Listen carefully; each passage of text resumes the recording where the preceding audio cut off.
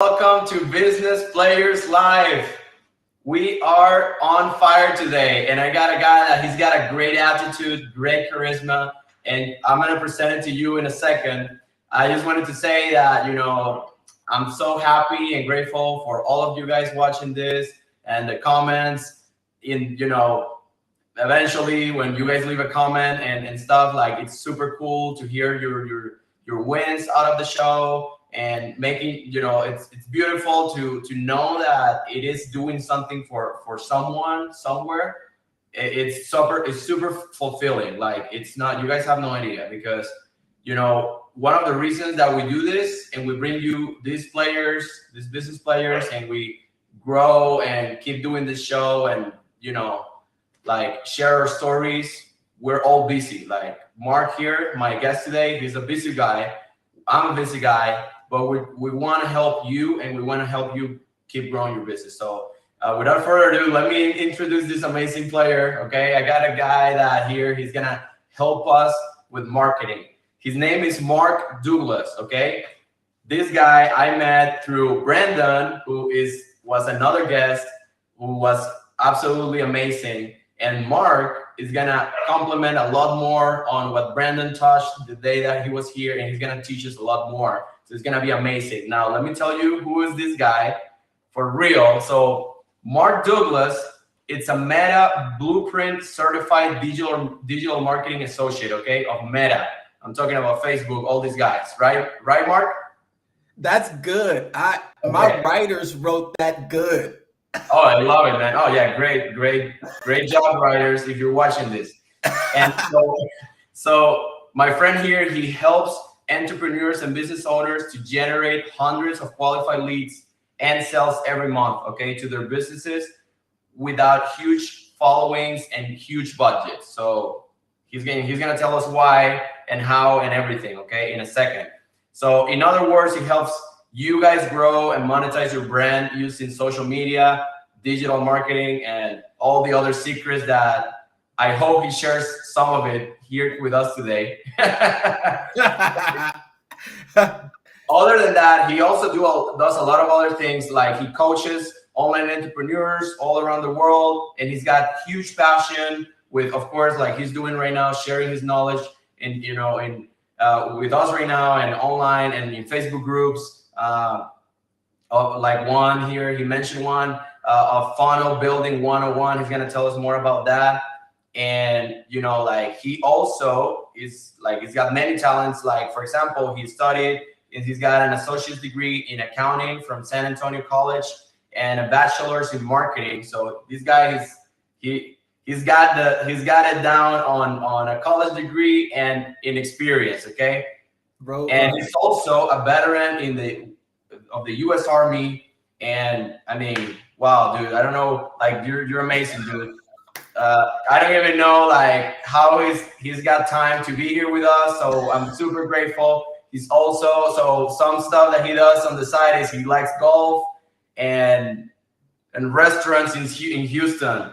And what else would you add to that amazing presentation, dude? Oh my gosh. I'm like, okay, I'm finding out all of this stuff as you're reading it. Okay. So we're here. I want to say that for all your listeners out there listening, if you like to see someone screw up, then continue watching. Okay, beautiful. So without further ado, I got here my friend Mark Douglas. Go ahead, man. Take the show. Kill it. Woo! Let's go. I love it. No, thanks a lot. Oh, man. Thanks, Jose. Oh, my gosh, man. Just grateful to have been introduced to you. We've briefly had a little connection, and it was almost immediate. It was an immediate connection. I recognize you for what you do here on this show. And I want to say something about your show, okay? Thanks, man. Go ahead. I'm going to give you a nickname today. Okay, let's go. Let's do it. You know how they say, okay, this person is the king of late night television, okay, or this person is the king of daytime television. I'm going to call you the king of the entrepreneurship show. Okay. And we're gonna awesome, man. Thank you. Wow. And we're gonna crown you. I don't know. What do you think, Jimmy Fallon, or Jimmy Kimmel? Who do you like better? Fallon. Yeah, 100%. Because I'm more of a joker. So, dude, I bring people here, and like, I don't bring stuck up people here, but I do bring some serious entrepreneurs, man, like you yourself, and I crack them laughing and shit, man. So yeah, I like Fallon, yeah, for sure. You're the Jimmy Fallon of entrepreneur live shows. I did I looked into you and I said, wow, just super impressive, man. But Thanks, but for me, what I do is, I love to bring out the best in other people. Think that's probably me too, dude. Me too, man. I love it. Yeah, I'm the same way. Yeah, it's probably a gift that it's my natural born talent. It's my gift that to lift up, strengthen, and they say that what they say, brother, is that iron sharpens iron. Yeah. And I'm iron, and I sharpen my fellow brothers. I sharpen. That's what I do. And that's what I'm good at. My titles, I'm a marketer. Love it. I have a beautiful, wonderful community that I have inside my Facebook group. Just so much support from that family.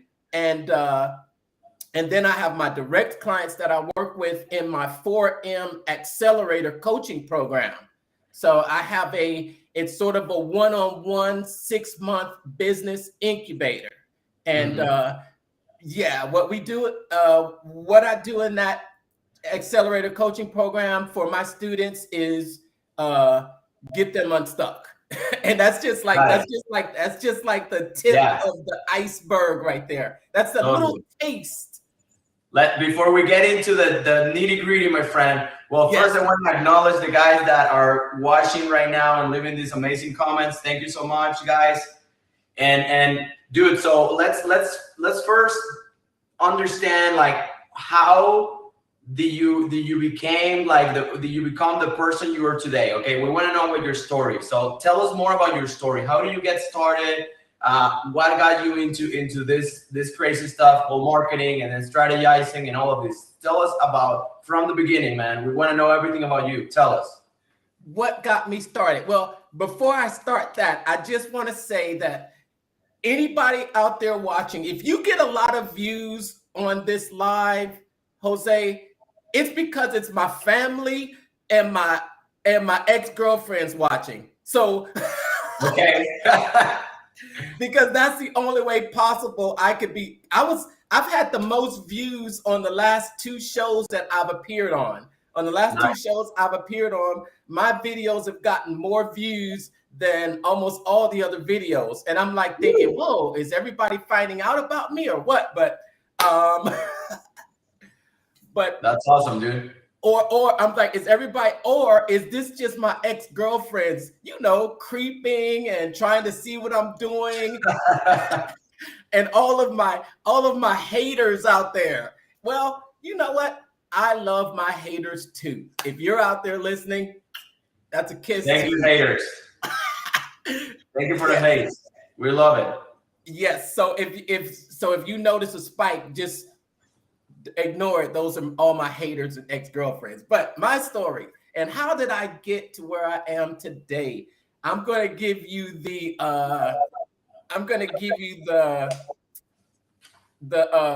good version. Okay. Give us the exclusive version. Yes. I'm going to give you that version because last time I gave a story and my sister, who I actually mentioned in the interview, she watched every second of it. Then afterwards, she kind of critiqued me on it, and said, I still have some questions for you. So I'm going to be waiting for your questions out there too. Okay. All right. But I'm going to start, born and raised in South Central Los Angeles, a neighborhood. It's a suburb of Los Angeles, and it's a high crime area. And I was raised by a single mom. Never maybe had a whole lot of monetary resources, but we still had a lot of love and support around me. And I immediately following my graduating from high school, I went straight into the military, straight into the United States Army. I went to the United States Army. I served an honorable tour of duty overseas, and I also went to, this is gonna might give away my age just a little bit, but I was in the Gulf War fighting in Desert Storm. So yeah, I'm an older guy, but if I still have it, give me a hashtag. I still have it down in the comments. Leave a bunch of hashtags that there. I still have it. Please. No, but it's just I love what I'm doing now. So I just love and I appreciate you giving me an opportunity to practice my art, and Totally. And that's what we're doing. I definitely appreciate that. I went into the military. I served overseas. Came back, and I was living in Los Angeles, but that was just a violent area that I didn't want to move back into. So I decided to make Texas my home after getting out of the military. That's how I landed in San Antonio, Texas. I transferred over to, during that time, I had a few years after the military where I really drifted, no direction, not knowing, not having a plan for my life. And it wasn't until I had a good friend say to me, you went in the military, they gave you money to go to college, So I ended up going to college, and that's why I went to the San Antonio College. I ended up getting a 2-year degree there. It was in like accounting and management. And then I went on to a 4-year university where I received a bachelor's degree in business marketing. It's ironic that I went into marketing because like the previous years when I was drifting, I had my experience in sales as a telemarketer, and I hated it. I absolutely hated being on those phones. It was like every time I went to that phone, it was like a crush to my heart. It was like for somebody to pick up, it was like, oh. I understand, man. I've been there. And I sucked at it. I sucked so bad, I probably couldn't ring the bell. It hit my head. I absolutely sucked at sales, man. And then I get this degree in marketing, which is about sales. And I get out of college, and then I take the first job that hires me. That's what I did. Not the first job that hired me, but the first job that gave me a whopping, $32,000 a year. And that was kind of my goal getting out of college. Even though when I was in college, as I was getting out, I made a list of the top 20 companies in America to work for. You know how they have the Forbes list? And I went down that list and I said, I'm going to work for one of these companies, right? I sent my resume, each one of them, boom, boom, boom, boom. Surely 1 out of 20 is going to hire me, right? No. I sent out 20 resumes. I got back 20, we don't want you letters. Yeah. But I got this opportunity with the company that was an insurance company. And it was in the days, I think, when the oh man, I don't want to say their name, but it's an insurance company that that really kind of was different than the rest because they were really quick out there on the scene. And they're not one of the big carriers, but they kind of disrupted the industry. And it looked attractive to me to have a job that was paying some money, one thing, and it was over what I had expected. I was getting a company vehicle. I was going to be driving around. I wasn't going to be sitting in an office all day, and I was going to be looking at cars. It was like, okay, this is cool. This is cool. And heck yeah, I went head first into that career. I spent over 10 years at that company, and I was an insurance claims adjuster. So I looked at cars. I was an vehicle inspector. I was so good there. I had a company come in and headhunt me and go there. And that was probably a mistake on my point, because all money isn't good money. Have you heard that saying before? Yeah. All money isn't good money. Sometimes you make a decision just based on money and not the situation. And I learned from that. But then I came back and I was on the other side, and I came back to the insurance side again. But this time I'm coming back to a company that I had tried to get in for 15, 20 years. And this company is like, I think it's almost the largest employer in the city of San Antonio, Texas. And it has a huge, huge, huge reputation of just being a big company. It's a Forbes. This company is on the Forbes top 10. So here I am. I land this job with my dream that I came out of college. You know, I put that list. I marked this off, and I said, I'm going to work for a top 10 company or a top 20 company one day. Here I am. I'm there. I get inside those halls. Oh my gosh. Oh my gosh. If there's anybody from,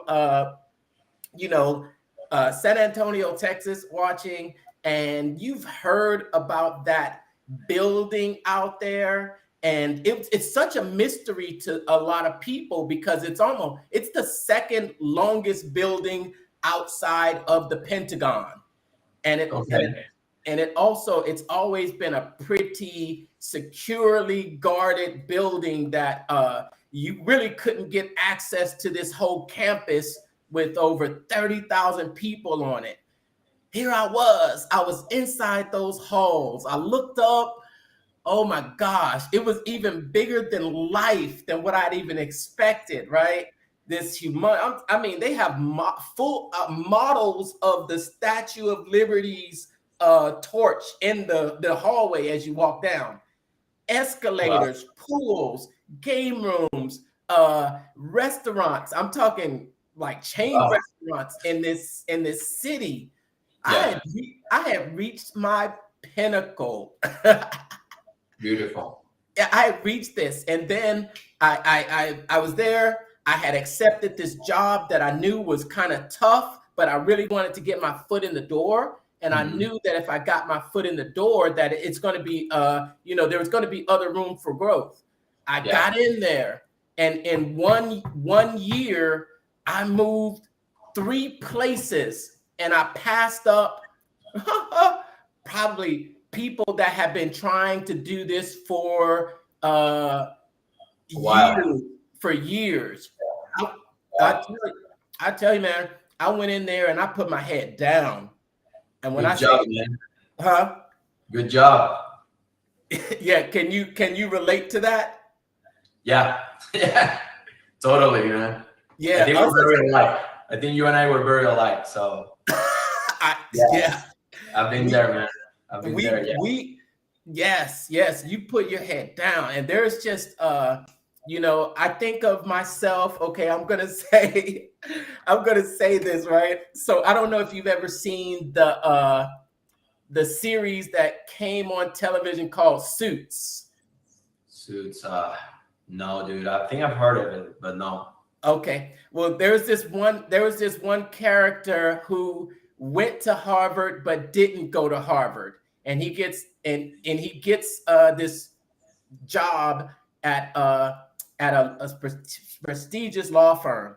But so the whole plot of the movie is him. It starts off with him still trying to hide the fact that he didn't go to Harvard and he shouldn't be there. Yeah. Okay. But I like his character on that show. I like his character on that show, and I like the other guy's character on the show. They have this mentality that it's going to get done, but the question is just, how do I get it done? And I'm preparing for what's going to happen along the way of me getting it done. And I said, wow, I really resonate with a lot of that, because that's what I did when I went to that company. I put my head down. A year and a few months, I wasn't even supposed to apply for jobs, but I got the approval from the top management. And it was, I'll tell you a story. Okay. I'll tell you a story. And this is one of the things I teach. One of the things that I teach my students in my 4M Accelerator coaching program is that you look at everything as an opportunity. You look at everything as an opportunity. It's funny because I just a side note, we had that conversation and you were telling me about how your clients sometimes don't come prepared for the calls. Yeah. And I boom, that's an opportunity. It's an opportunity. So I'm sitting there and it's sort of a call center position because I'm taking these inbound calls at this company, right? And a lot of people on the phones, they get nervous, and the cubicles were set up in such a way that you could sort of hear the conversations going on around you, right? Oh, I hate that. I totally hate that. See, that was the difference maker for me, though. You know why? I sat in a seat and it was cornered like this, and directly on the other side was the big director of the entire department. Okay. I got the seat that nobody else wanted, but I knew that was a good seat because everything that came out of my mouth went straight into her ear. Got it. It went straight into her ear, and I knew that every time she got up, she would say, "Mark, you handled that call like a champ. You handled that so professionally." And hey, it's a skill. It's a learnable skill. You just have to want to learn it. You can't accept, if I'm sitting on the phones all the time and every time someone's calling me and they're giving me the same objection, they're giving me the same pounding, bow, bow, bow. I'm going to get tired of that. And then I'm going to learn how to manage it, take care of it. And then you learn how to manage it. Then you really start having fun with it because you turn even the worst situations and you welcome those situations. And then you're like, okay, give it to me. I'll handle this. Give that to me. And it's like, you can look at a situation. I diagnose people on the phone, Lewis, from 2 sentences. two text messages, and I can tell almost exactly what's the real problem, what's really going on. You develop that tuneness, and then you start to say, okay, what's going on with them? This person is upset. Why are they upset? Okay, then I can start to work with it. Okay, I can. We have so many things that we can work with. We have so many things when we communicate. We have so many things. Our voice, our hand movement, our inflections, and all of these. is like a beautiful art that you can paint to, and not just that, but the words that you speak and the words that come out of your mouth. It can break people down. It can bring people up. You can give a person courage with the words that you say. But then Totally, and you can also make someone feel fearful. You can a whole range of emotions, and I think that's where I really took a obsession, obsession with sales and marketing, the language and the what it can do for people, what it can do, what it can do. It takes regular people with no confidence, and it releases that inner person in them, which is that true person. So was that the reason, Mark, which leads me to my next question, what we're talking about right now is, was that the reason why you decided to focus on marketing and sales and like become a strategist? Is that the reason? Well, so I had this degree in marketing, but I'm in an insurance adjuster position. You would think that, okay, these two are completely different. But what I found is that your sales skills, you're using those sales skills almost in everyday usage. You're using it all the time. And I'm in this insurance field. And to be honest, I'm not going to say that I didn't like looking at cars. I mean, there was some I worked with absolute brightest in the industry. I was in management classes. So I was at the same time, I was at this elite company getting an elite education from managers. And we're talking military style organizational management at high level. And I was getting direct access to them basically mentoring me. And I always love not being the smartest person in the room. I'd step in the room and I would understand that there were people in that room that are smarter than me, but however, I still bring something unique to the table. I still bring my unique capabilities, my unique creativity, my unique ideas, my unique experiences. I bring that to the table, and we are all like puzzles. So you can't be identical to someone else. That's a background.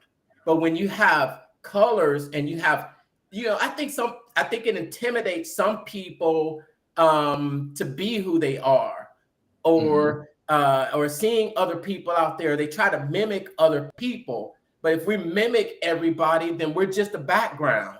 But when you are your unique self, we all fit together like a puzzle. And I would always figure out, where is my piece of this puzzle?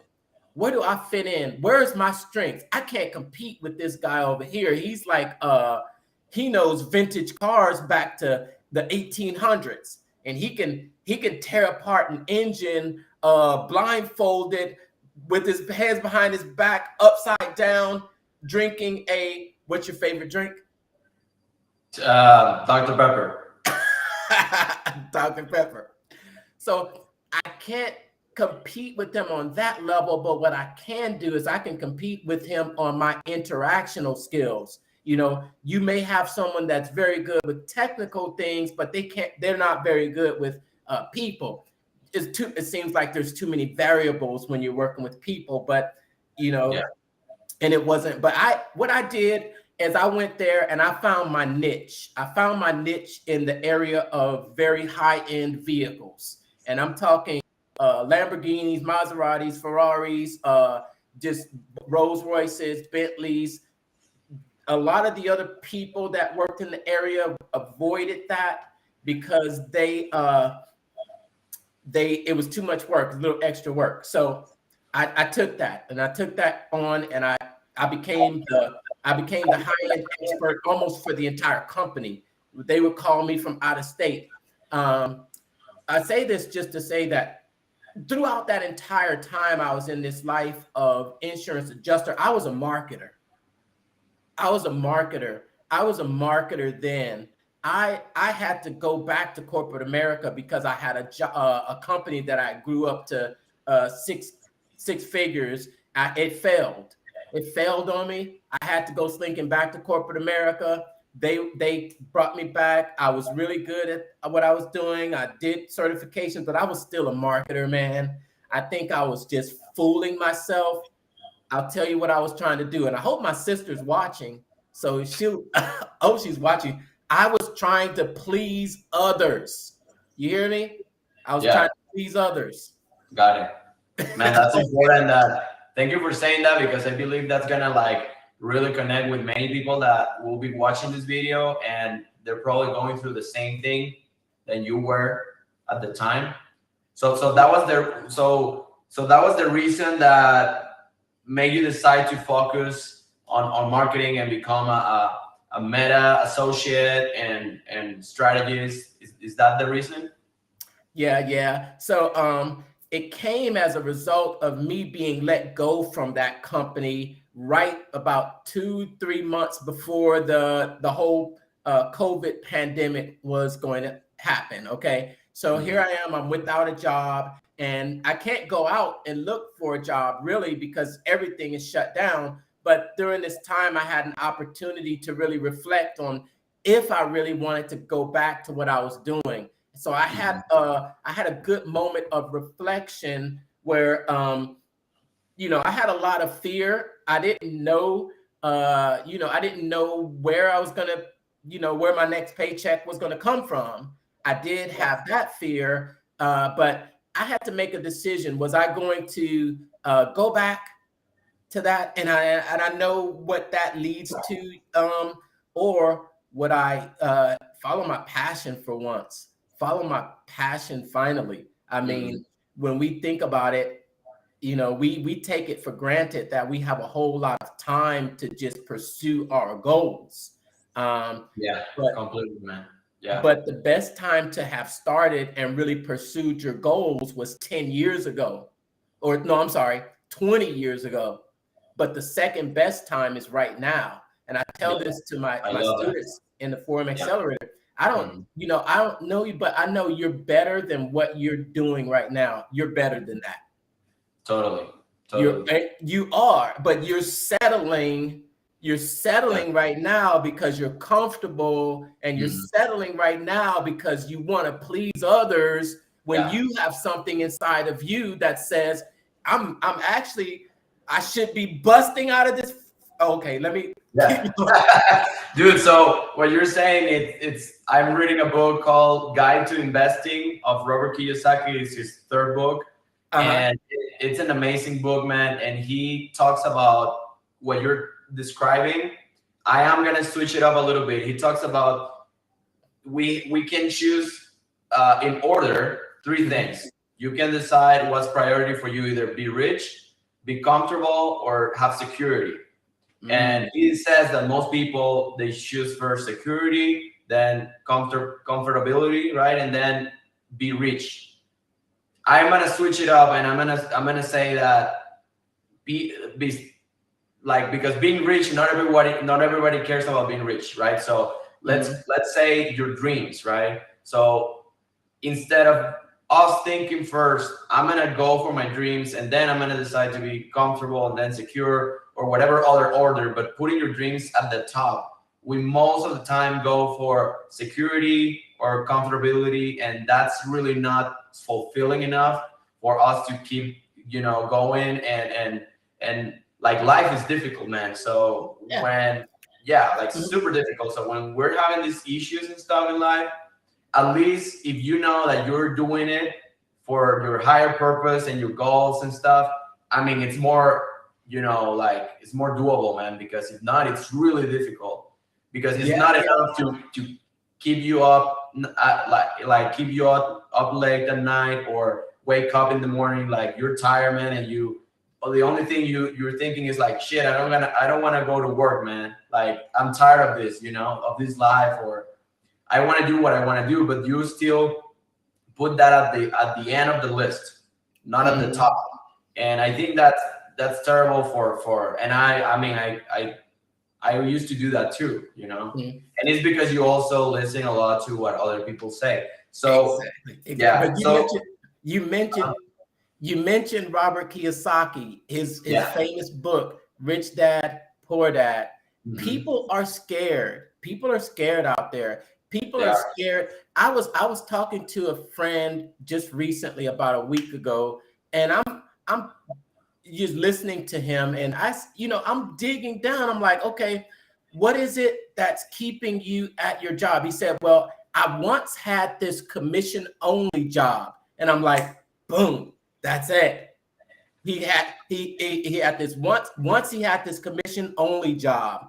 And what scares him is he has bills. And that's why people are scared, because they have the light bill to pay. They have the mortgage to pay. They have the car bill that's due. They have gas to put in their car.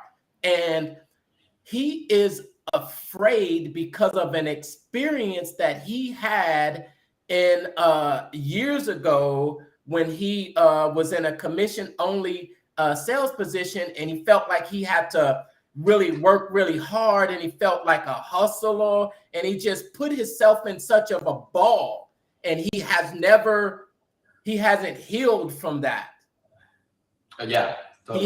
He hasn't healed from that. He hasn't realized that he needs to break down that situation and determine why he feels this way and why he has this fear that he can't actually sell. And I told him a story about how I get over, and I have what's called the rich dad mentality and not the poor dad mentality.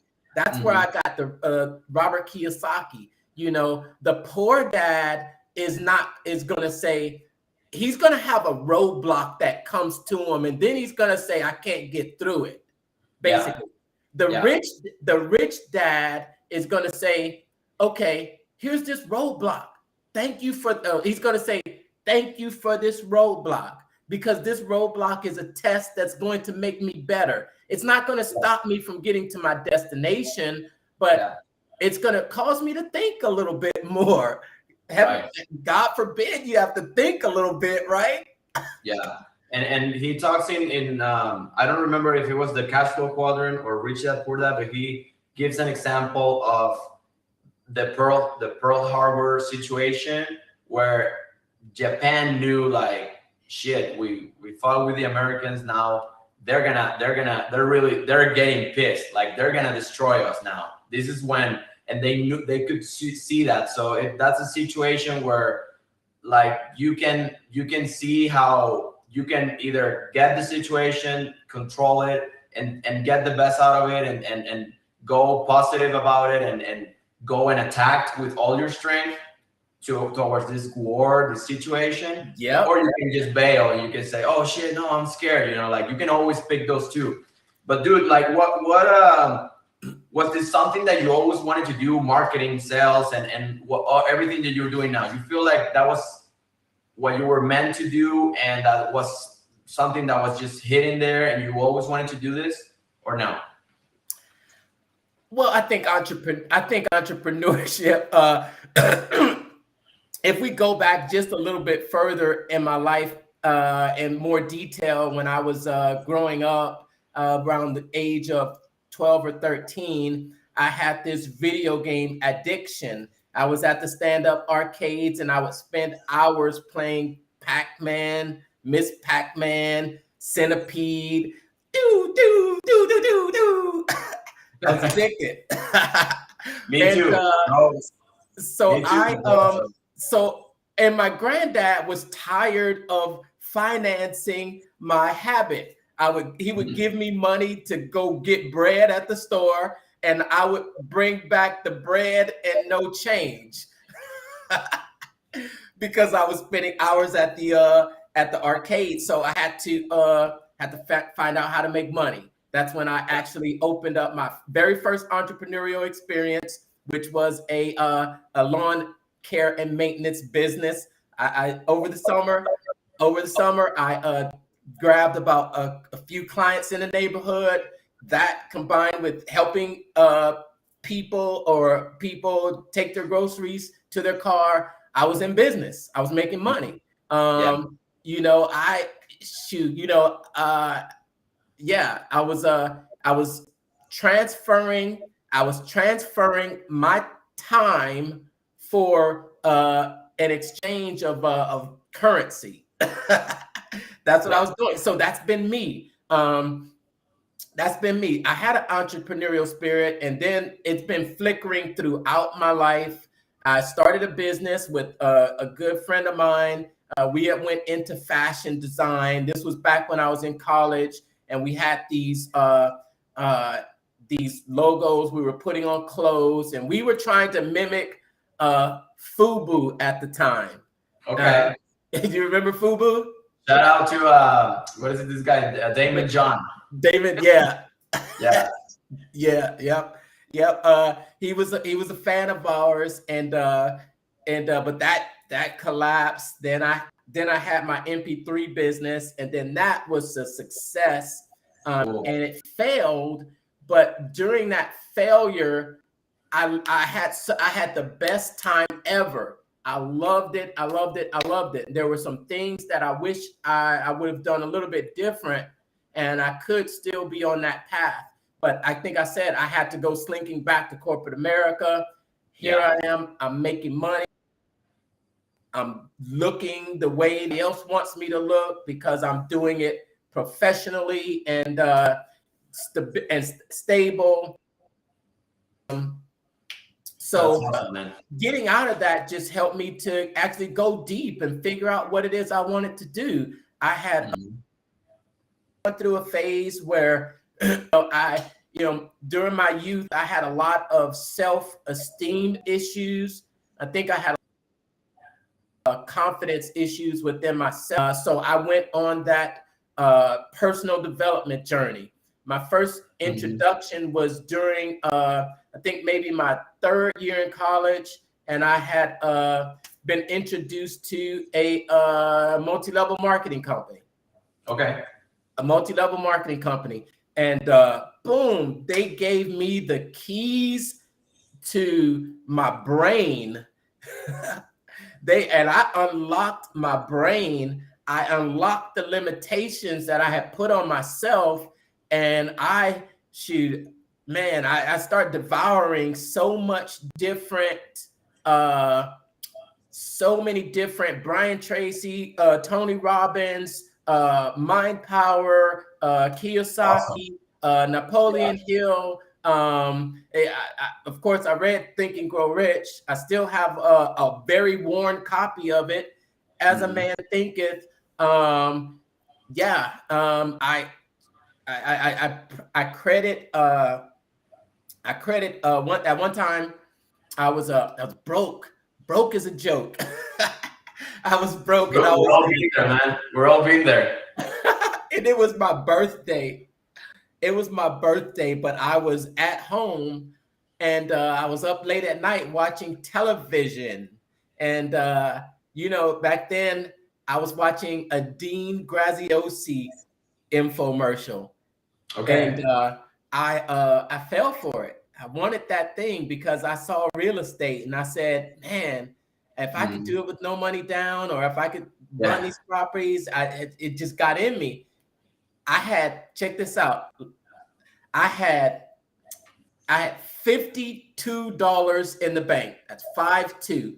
There's no zeros behind it, but it's 5020. $50.20 was all I had to my name. And it was back then, I'll tell you, it was back then when there was no online banking.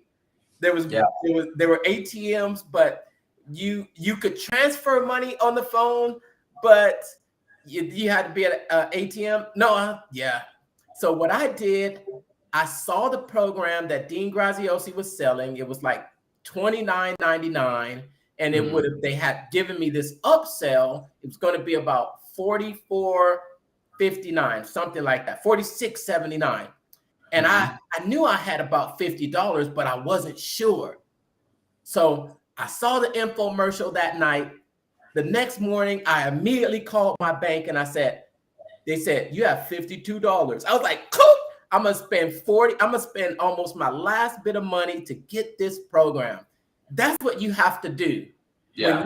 When you are on the fence, you need to make that purchase, because if you need to spend money, I'll tell you what, that spending $48 when I had $52 in the bank has netted me over hundreds of thousands of dollars. Yeah. Because I took a bet and I took a risk on me. Yeah. That's one thing you can always bet on. And if you're not betting on you, then you don't believe in yourself. You need to start. You know what you need to do? You need to sign up for my coaching program. And but Mark, so tell our audience here. So our audience, I believe I told you, our audience is small business owners or people that they want to start the business soon, right? Tell them how important is sales and marketing for their business or their next business venture. How important is it? Oh, this is the subject that we love to talk about, right? Let me take a sip from my German beer glass. Yeah, he's having some beer on a business live show. That's fine. That's when you know that the guy's reckless, man. No, I'm just kidding. I'm just kidding. It's a clear beer. You don't know? There's a clear beer, yeah. Hey, so it's vodka. There'll be a link in the comments. There'll be a link. Thank you, Sky Vodka and Budweiser and Heineken for sponsoring this show right now. Thank you so much. But okay, man. So going back to the question, so it's how important is for business owners and brand new entrepreneurs that they're going to start a business soon, sales and marketing. How important is it for them, or it should be? How important should it be for them? Your business is not going to have any business if you don't have sales. Yeah. It's interesting that a lot of entrepreneurs get into this thinking that they are not having to sell or that something is going to sell for them. Yeah. But when you're the entrepreneur, you got to be a salesperson. If you're not going to be a salesperson, how important is it? Then I would say don't be an entrepreneur. Don't be an entrepreneur because you're going to have to do is, I mean, people want to give it put it in a frame, and they want to compare bad salespeople that they have seen, and then paint that picture on others. I was listening to something today, and it said that what you think is going to affect, it's really going to affect how you go out there into the world. And if you're thinking that sales is icky, then you're going to transfer that, and you're going to be afraid to actually sell your stuff.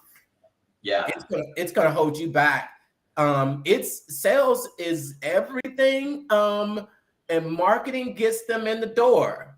Marketing gets them in the door. You gotta have customers. You gotta have customers. You gotta have people that put the money. And dude, just to compliment a little bit before you keep going about what you were just saying, describing about sales, like people don't want to be a salesperson, right? And they get into business thinking that they can get away with that and get something that will sell for them or someone. Or if you're starting at the beginning, that's going to be almost impossible. If you are coming with a lot of money and you're bringing a superstar, maybe you can get it, you can get it to work. But I believe, dude, that the reasoning behind why they say those bad things, right? Like bad connotation about sales and stuff, is because it's easier to say, I don't want to be like these salespeople, so I would rather not do sales. You know what I mean? than deciding to be the good salesperson that they probably also seen, right? But they're always just talking about the bad salespeople and what they do and how people are nasty. It's their own fear, internal fear in their heads that's telling them, just use the bad example of salespeople instead of using the good example of salespeople, because we've also had good experiences like with salespeople where we went and did whatever we were going to do, right, and buy, and we had this great experience with the sales girl or sales guy that treated us great and served us well and everything. But we would rather use the bad connotation that we have in our brains about salespeople, because we don't want risk. We want security and comfortability. What do you think about that? You think that's sales is beautiful. Sales does nothing but create win-win situations for everybody involved. Totally. If it weren't for salespeople, we would not have anything around us. Yeah. This software that we're using for the video streaming, someone had to sell somebody on that. Okay. Yeah. That lovely neon light in your background back there. that one. Someone sold that. Everything on your desk, all the even down to the. I know you have, I'm going to check this out. You have website awards for design and 4 different ones, right? Well, yeah. And this is, we're top 10 in Las Vegas. So this is kind of an award too that we got. Yeah. So 5. Don't shorten my awards, man. Say 5. Like, don't say 4, say 5. No, okay, 5. Hey, okay, keep going. Sorry to interrupt you, my friend. Keep going. Hey, no. See there, I do a little research. He's selling my stuff right now. You see what he's doing? You see what he's doing?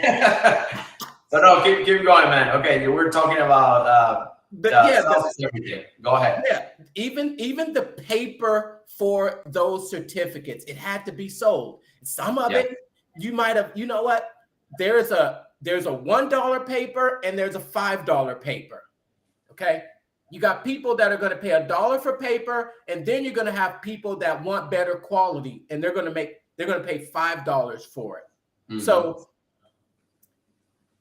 it's just like sales is everything. This t-shirt right here, ClickFunnels 2.0. I'm one of the founding members, but someone had to sell someone.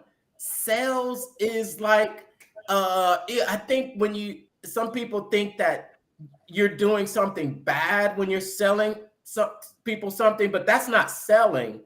Selling is helping people solve a problem, and it's helping them solve a problem. So when you leave from that sales event, both people should leave happy. Yeah. Totally. Both people leave happy, and you should not be afraid for someone to sell to you. If someone sells to me, I'm like, cool, right, cool, because I'm either going to find something that I like, especially if it's a good salesperson and they have uncovered my needs, something that I want. Shoot, I know my friend. If you're mentioning anything about these freaking soccer shoes, he's gonna be like, "Oh, you got that?" So it's not being sold. I think sometimes you can every single one of us can think of a time when we bought something and we think we got a deal. We think we got a deal. We paid for something, and then we came away thinking, oh man, I stole this. That's how you should make them feel when they purchase your product. Yeah. Like they're going to spend money with you, and they're going to leave that table feeling like, shoot, I got over on him. Yeah. Yeah. And so Mark, let's now tap into what you do a little bit more and I know because I've had a conversation with you. You can help with this, like with this problem, right? Of people not knowing how to sell, Yes. and all of these things when they coming into the world of business. So tell us more about what you really do, your business, and how you can help them solve this problem of them not knowing how to sell and thinking that it's something bad when it really is like the oxygen of the economy. Yeah. So, so I have my digital marketing agency, and I also have full out courses that I sell for our organic marketing, organic social media marketing. I have a challenge that I run, and I'm actually we just finished our third day live inside of a Facebook group, and I still have a VIP session that I do in the evenings. And each day we break down another step of our sales and marketing machine, from the attraction. We do an overview. Then we talk about the attraction phase. How are you presenting yourself out there? How are you branding yourself? Do you have the most attractive character for people to come to you, or are you trying to chase people down to bring them, into your world? So we want to, and it's just a matter of changing a few habits so we can become an attractive character. Yes, I call it my personality attraction. I have several frameworks that I teach. That's a personality attraction commandments that we abide by, and a lot of them are just ways of establishing rapport. And Right. we talk about rapport. And Yeah, we were talking about rapport. Remember that I told you yes, that my sales process was a little flawed because I wasn't putting like thinking about building rapport because I'm naturally doing it, but not my salespeople. yes, Yeah. yes. And it's understanding that sales is really a process, and you can take each process and then you can actually optimize each area. So in my challenge, we go over, just make sure to establish yourself, establish our goals. What do we want? We can't go out there and you're not going to reach your goals unless you can see it and that you can put your hands on it, and you're going to make it visible before you even leave the starting gate. You're gonna visualize it. You're gonna be sure of why you want it, because you're gonna be this is just a number me throwing out there. It's not actually confirmed, but I'd say 80% more likely to reach where you're going when you set it up first. A lot of people want to skip that stage. A lot of people Maybe more. huh? Maybe more. I mean, maybe the percentage is like 99% or some shit like that. Who knows? But no, I'm with you, Yes. dude. Strategy, it's not everything, right? Execution, it's super important, of course. But if you don't know where you're going, man, like whatever you're executing on, it's probably whatever, and it's not gonna get you to where you want to be. Right. So I take some time with my students in my coaching program to actually find out really where they are, so that I can get them the best solution. Are we stuck in some mindset, or do we have motivation but we need accountability? And I had kind of I had been doing this for myself, right? I've been doing this, driving traffic for clients, funnels, and then I started realizing that there were other people out there that were asking me about it because I have this group, and now it's just become where I'm the person they come to. And I have been. I'm okay. I mentioned I was like that character in the Suits. So this guy on the Suits, his character has this memory. So it's crazy. He has this memory that he goes and he reads something, and then he just remembers the entire thing. And that's very helpful for him as a lawyer. That's why he's a lawyer, but he didn't really go to Harvard, even though he claims he did. But I am voracious. I say voracious. I no one's gonna outwork me, man.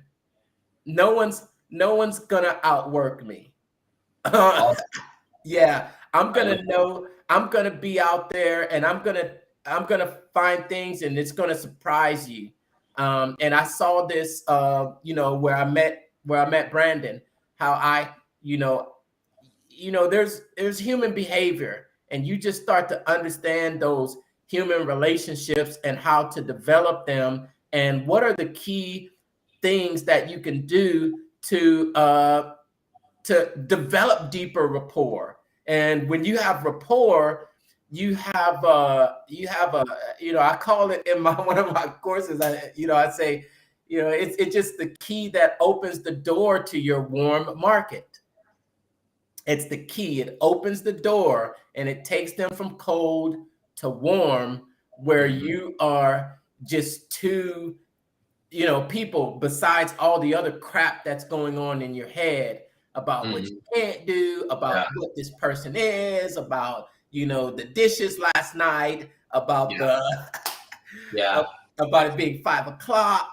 And I think that's really where my, where my uniqueness comes in, as the fact that you need to have you have to become and know before you can do the tactics and all of the totally. So how can we get in your courses, Mark? How can we start working with you, and like, so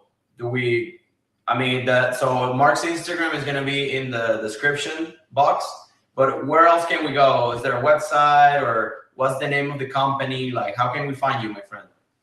Oh, yes, definitely. You can search The Mental Marketer.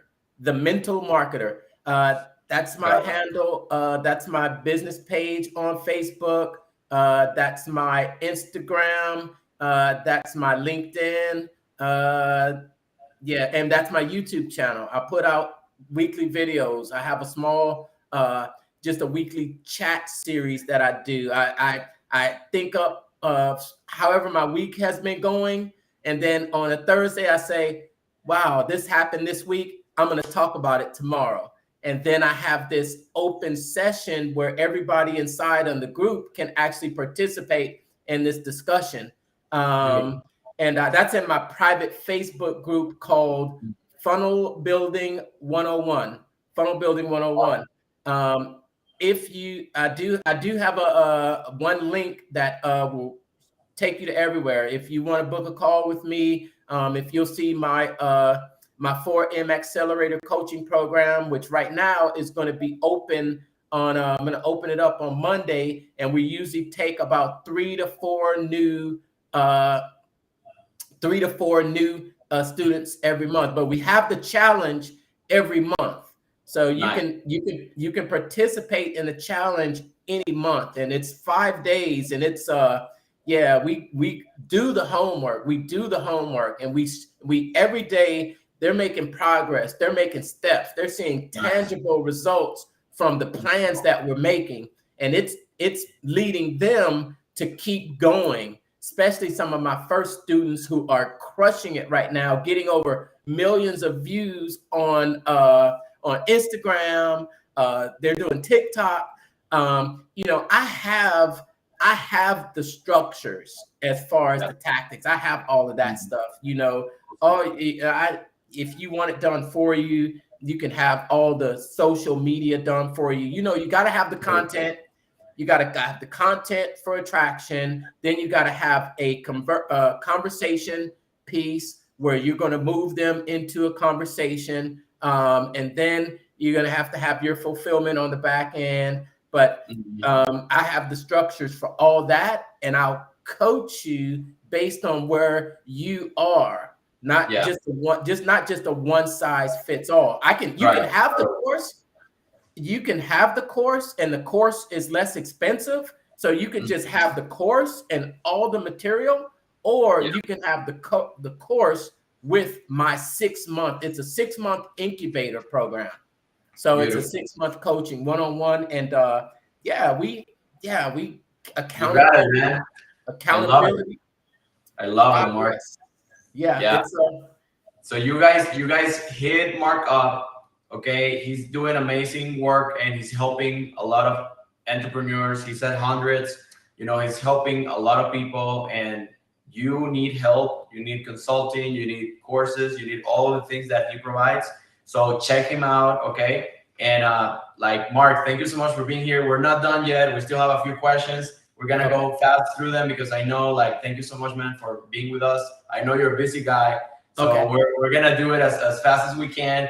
But Okay. thank you also. I want to acknowledge everyone in the comments, especially Maggio Beauty Official and some people on Facebook that were earlier. Thank you guys for showing up, and I hope you're enjoying and learning a lot from our friend Mark here. Mark, so dude, tell us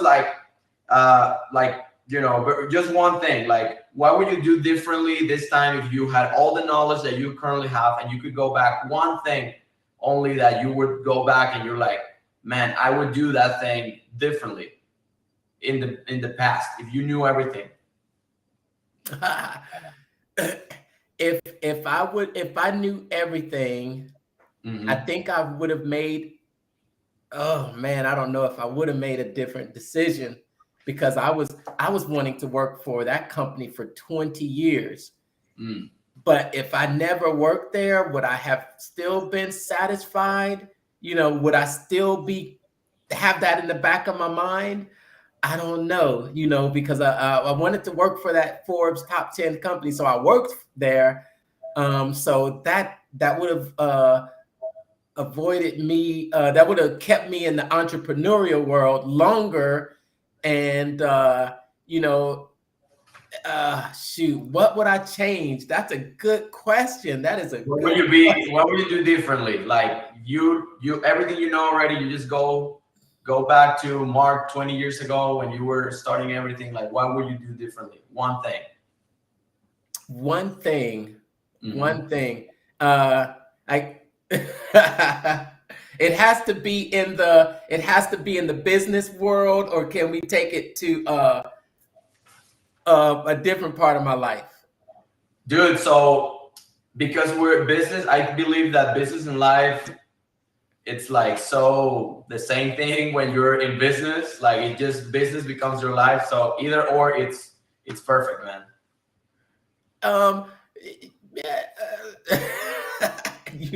I told you my ex-girlfriends are going to be watching this. So if there was anything that I would do different, is maybe I wouldn't have as many ex-girlfriends.